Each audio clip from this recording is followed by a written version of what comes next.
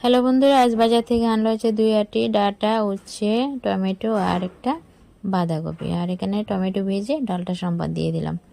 উচ্ছেগুলি কেটে লবণ মেখে কিছুক্ষণ রেখে দিলাম। তারপর উচ্ছেগুলি ধুয়ে ভাজা বসিয়ে দিলাম, লবণ হলুদ দিয়ে নাড়াচাড়া দিয়ে ঢাকা দিয়ে রেখে দিলাম।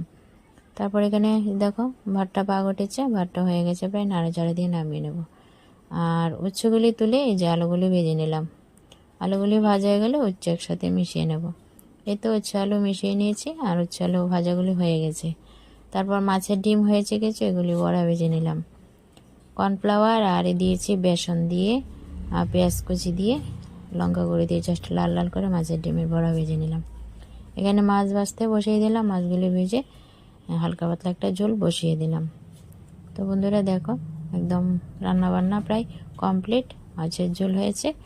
তো অবশ্যই জানিও কেমন লাগলো ভিডিওটা। বাই, ভালো থেকো সবাই।